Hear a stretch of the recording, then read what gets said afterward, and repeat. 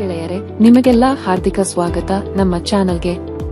ಇವತ್ತು ನಾವು ಒಂದು ನಿಜಕ್ಕೂ ಗಂಭೀರವಾದ ಆದರೆ ಪ್ರಾಮಾಣಿಕ ಚರ್ಚೆಯಲ್ಲಿದ್ದೇನೆ. ಇಂಜಿನಿಯರಿಂಗ್ ವಿದ್ಯಾರ್ಥಿಗಳು ಪಾಠವಂತೂ ತರಗತಿಗಳೇ ಬದುಕು ಅಂತ ಯೋಚಿಸುತ್ತಿದ್ದಾರೆ ಅಂತೆ.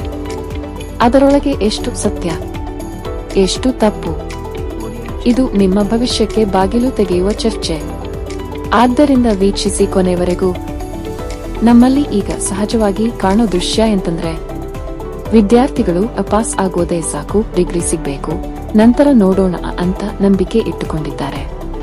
ಆದ್ರೆ ಅಂತ ದಾರಿ ನಮ್ಮ ಮೆಚ್ಚಿನ ಉದ್ಯೋಗಕ್ಕೆ ಕೊಂಡಿಯೋ? ಇಲ್ಲ. ಹೆಚ್ಚು ಪಾಯಿಂಟ್ಗಳಿಲ್ಲದೆ ಕೇವಲ ಶಿಫಾರಸು ಪತ್ರವೊಂದರೊಂದಿಗೆ ಕೆಲಸ ಸಿಕ್ಕೋದು ಈಗ ಬಹಳ ಕಷ್ಟ. ನಮ್ಮ ಕಾಲದ ಉದ್ಯೋಗ ಮಾರುಕಟ್ಟೆ ಅಂದ್ರೆ ನೈಸರ್ಗಿಕ ಪಡಿತರ ಅಂಗಡಿಯಲ್ಲ ಅಲ್ವಾ? ಇಲ್ಲಿ ಬೇಕಾಗೋದು ನಿಷ್ಠಗತ ಕೌಶಲ್ಯಗಳು, ತಂತ್ರಜ್ಞಾನ ಜ್ಞಾನ ಮತ್ತು ನಿಜವಾದ ಮೃದು ಕೌಶಲ್ಯಗಳು. ಇವು ಇಲ್ಲದಿದ್ದರೆ ನಿಮ್ಮ ಪಟ್ಟಿ ಫಲಿತಾಂಶದ ಫಲ ಕೇವಲ ಒಂದು ಕಾಗದ ಮಾತ್ರ. ಇವತ್ತು ನಾನೇಕೆ ಈ ಮಾತಾಡ್ತಿಪ್ಪೆಂದ್ರೆ, ತಮ್ಮ ತರಗತಿಗಳನ್ನು ಪಾಠಗಳಂತೆ ಸಾಗಿಸೋ ವಿದ್ಯಾರ್ಥಿಗಳಿಂದ ಎದ್ದು ನಿಲ್ಲೋದು ಕೆಲವರೇ. ಅವರು ಹೊರತುಪಡಿಸುತ್ತಿದ್ದಾರೆ ಪಠ್ಯಪಾಠಕ್ಕಿಂತ ಹೊರಗಿನ ತರಬೇತಿಗಳು, ಕಾಂಪಿಟಿಷನ್ಗಳಿಗೆ ಹಾಜರಾಗುವುದು, ಸ್ವತಃ ನೇರವಾಗಿ ಮಾತನಾಡೋ ಕಲಿಕೆ, ತಂಡದಲ್ಲಿ ಕೆಲಸ ಮಾಡೋ ಸಾಮರ್ಥ್ಯ ಮತ್ತು ಹೊಸ ಪಾಠಗಳ ಅರಿವಿಗೆ ತಲೆಬಾಗುವುದು.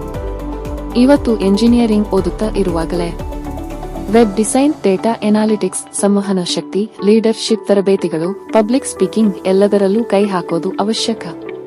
ವಿದ್ಯಾರ್ಥಿಗಳು ಇವರೊಳಗೆ ತೊಡಗಿಕೊಳ್ಳೋಕೆ ಶುರು ಮಾಡಿದ್ರೆ ಮಾತ್ರ ಅವರು ಖಾತರಿಯುತ ಭವಿಷ್ಯ ಕಟ್ಟೋರು.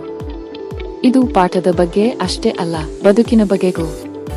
ಒಂದು ಪಾಠಶಾಲೆ ಓದಿದ್ರೆ ಸಾಕು ಅಂದ್ಕೊಂಡು ಹೋಗೋದು ಈ ಕಾಲದ ತೊಂದರೆ.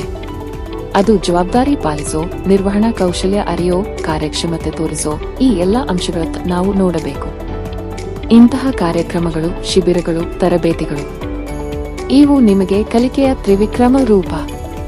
ಹಾಗಾದ್ರೆ ಸ್ನೇಹಿತರೆ, ಈ ವಿಡಿಯೋ ನಿಮಗೆ ಒಮ್ಮೆ ಯೋಚನೆ ಮಾಡಿಸಿ ನಿಮ್ಮ ತರಗತಿಯ ಹೊರಗೂ ಬೆಳಗುವ ಇಚ್ಛೆ ಉಂಟು ಮಾಡಿದ್ರೆ ನಮಗದು ಸಾಕು.